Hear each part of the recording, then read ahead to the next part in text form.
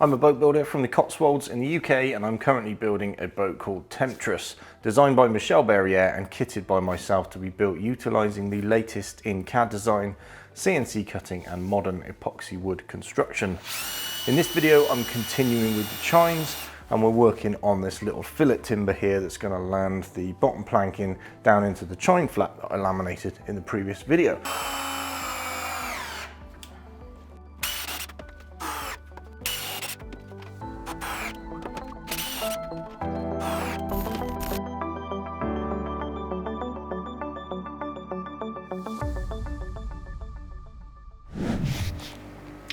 So the next step on the chine building journey is this little fillet section that's going to go in here. So you can see that the frames are all a little bit proud of the chine flat at the moment. And I'll grab a plank. So we're going to be running 45-degree planking like this, and you can see that's going to land down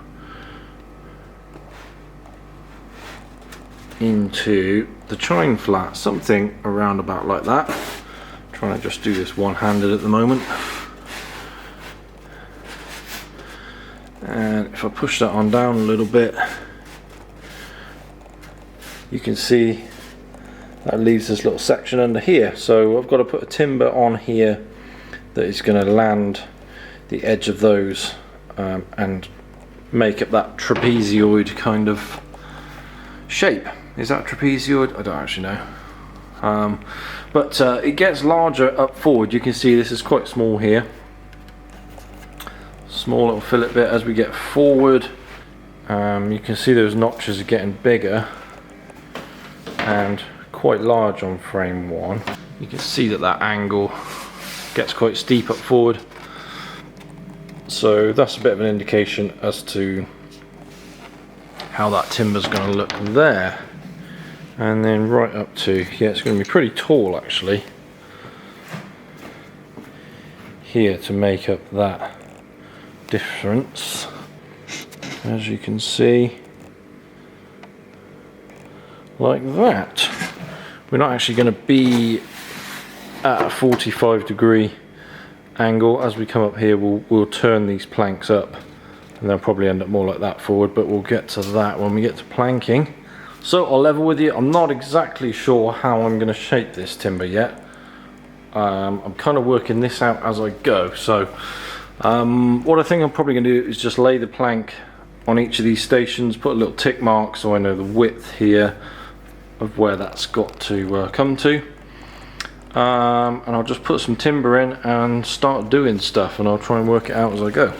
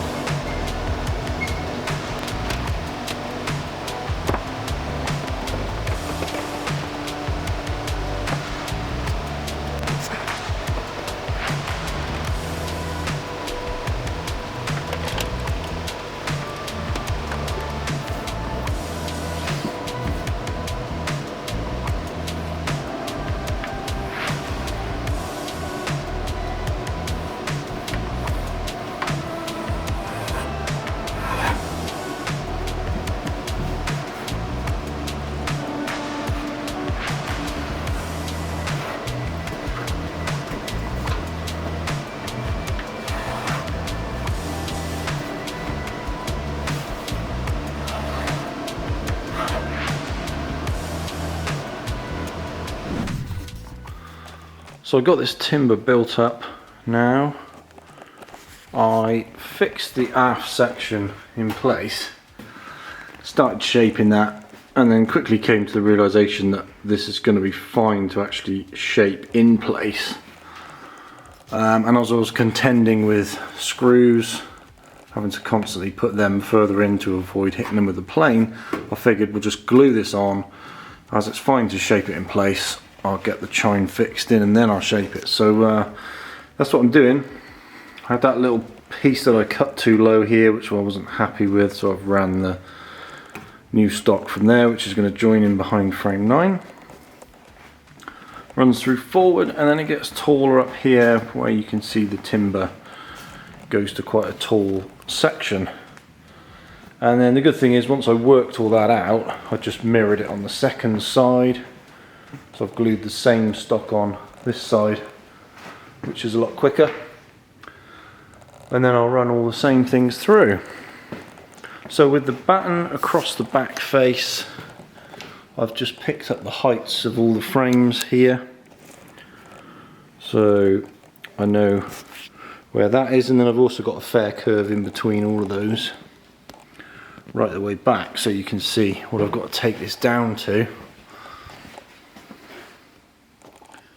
And you can see that line there. So now to shape this, I've just slightly pulled the chine away so that I'm not going to hit any of the frames.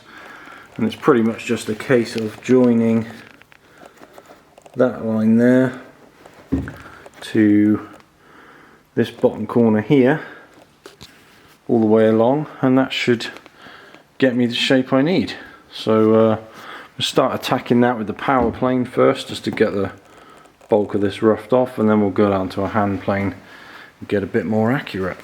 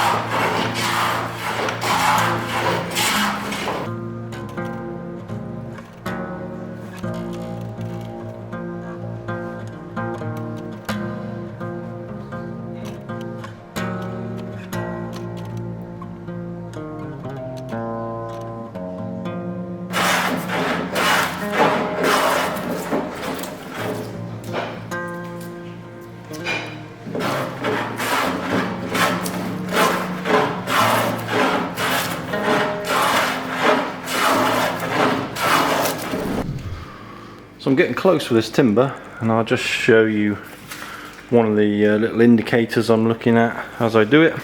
Similar to stuff I've shown you before when we shaped the stringers and things like that. I'm really looking to kind of balance these as I start to take this timber down, and that's a combination of this outside inner corner line here, which is going to be my finish point, and the line that I marked on the back there. So as I come down with this face, as I start to develop this beveled face here, I want to be seeing a balance really. So you can see the material I've got left here should be around about the same as the material that I've got left there. And as we come up forward, that line disappears off the back face of this here and transitions over to the top face, which is why I've got this little pencil line here. So the idea is that my bevel line's currently here. As I bring this over, I'll just disappear that pencil line where it finishes, which is just here. And then from there on we'll have a slight flat to the top face of this. So this gap here, you can just about feel it, from there to there should be around about the same as the gap from there up to there as I start to develop this bevel. And if it's not, if it's bigger this side, then I've got to angle my plane a little bit more that way and then carry on working. And if it's even on both sides as we come down, eventually when I take that all the way down, I'll hit this inner face here at the same time that I just nip away that pencil line there. And that's what I'm doing all the way down here.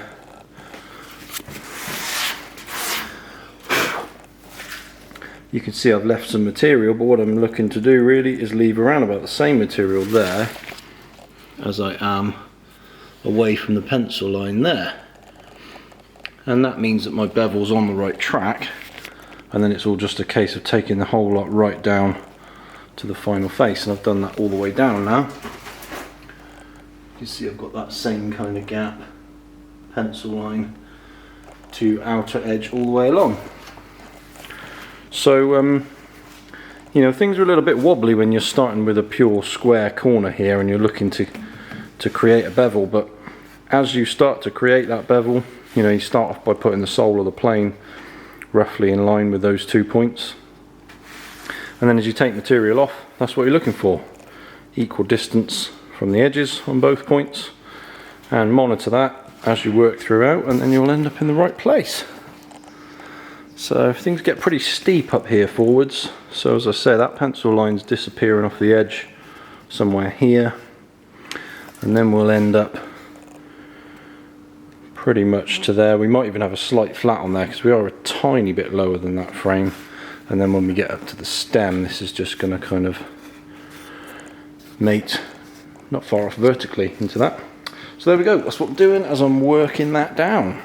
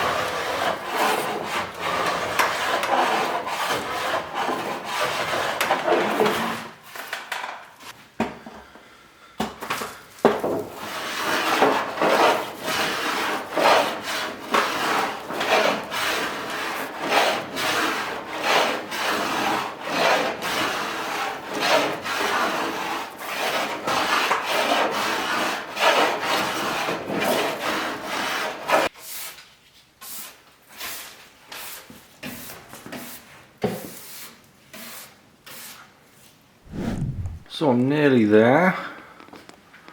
This isn't bonded in place yet and it's not epoxy coated on the inside, so what I think I'm going to do is the final bit of trim just once this is bonded in and definitely in its final resting place, and before I land the plank in.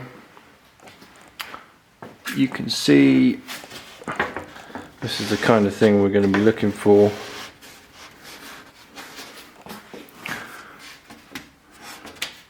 Landing our planking down onto that. Once we take the final bit of height off of it, we'll sit nice and flush with the framing. Stringers still need to be done, of course, so that's kind of kicking that plank up as well at the moment. But we've got a nice shape to it. You can see how that bevel rolls and follows the framing as we go forward. My mark that was where it rolls over to the top, for some reason I thought it was back there somewhere, but actually it was here just by frame 1. So that little flat that I said we'd be left with on the top is just here basically from frame 1 forward.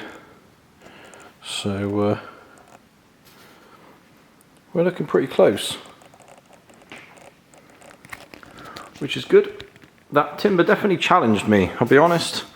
I had no idea how I was going to do that in the start, and sometimes it's just a case of sort of picking up some tools and putting a piece of wood in there and seeing what happens, and this was definitely one of those, but we got there in the end, so that's good.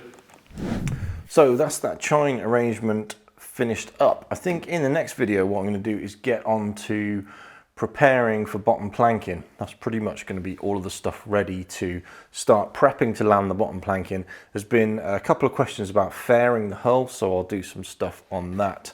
In the next video, we'll get those stringers taken down. We'll make sure that the keel is properly prepped to get exactly the right shape to be able to land the bottom planking. We'll do the final adjustments on these fillets here to land down into the chines. And I'm going to hopefully do things like the limber holes, stuff that we've got to do to create drainage throughout the boat before I put the bottom planking on. That's going to be the goal for the next video, I think. As always, I want to say a big thank you to the patrons that are supporting this project. If you guys would like to help support me with funding this project and the business in general, then I'd massively appreciate if you could head over to Patreon and take a look at that and see what you can do to possibly help. Greatly appreciate it. There's a whole host of extra things that you can get on there. You can get early access, ad-free viewing of these videos, and you can get merch and things for various different tiers. I've also just done a free giveaway on there for some of the parts that have come off of Temptress. So all the like interesting offcuts from the ends of the stringer laminations and cutouts and things like that. All the little parts that didn't quite make it onto the boat but tell a cool story about the project. Anyway, I'm doing a giveaway on there, so anybody who is a current patron can get any of those parts for free on a first come first served basis, and it's a cool little part of the story. So extra little things like that I try and put through as an appreciation and a little kickback for the support that you give me with helping this project to happen. If you don't want to do that, please just keep watching the videos, because that also really helps me as well. So greatly appreciate that. Thanks for watching, thanks for sticking around to the end, and I will catch you in the next one. Cheers guys.